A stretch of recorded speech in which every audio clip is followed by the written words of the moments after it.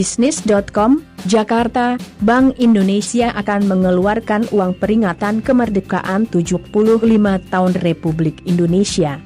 Berdasarkan agenda yang beredar, pada Senin, 17 Agustus 2020, Gubernur BI dijadwalkan merilis uang tersebut bersama Menteri Keuangan secara virtual, yang bisa disaksikan di akun YouTube Bank Indonesia. Acara direncanakan mulai pada 11.15 hingga 11.45.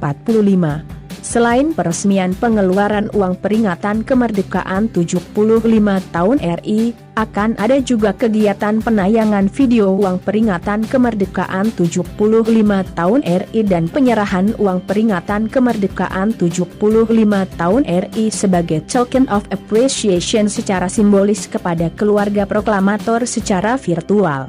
Adapun, berbarengan dengan rencana perilisan tersebut, beredar gambar uang pecahan Rp75.000 yang disebut sebagai uang edisi khusus HUT ke-75 RI. Dalam gambar yang beredar, uang tersebut bergambar proklamator Soekarno-Hatta dan di sebaliknya bergambar 9 anak dengan memakai baju tradisional dari berbagai daerah. Sementara itu, saat dikonfirmasi, sumber dari Bank Indonesia menyatakan belum mengetahui bentuk dan nilainya. Disebutkan juga mekanisme penukaran akan diinfokan setelah peluncuran. Besok ya untuk informasi nominalnya, saya sendiri belum melihat, ujarnya.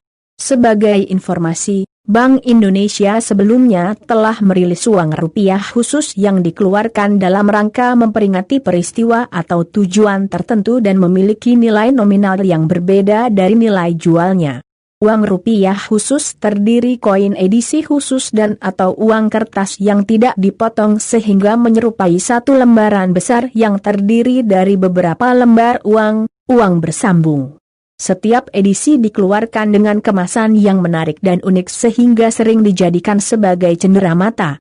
Edisi yang telah diterbitkan antara lain 25 tahun kemerdekaan dengan tahun penerbitan 1970, seri 50 tahun kemerdekaan Republik Indonesia, seri Perjuangan Angkatan 45 yang diterbitkan pada 1990, seri Save the Children pada 1990, seri Cagar Alam 1974, seri Cagar Alam 1987, seri Children of the World pada 1999 dan lainnya.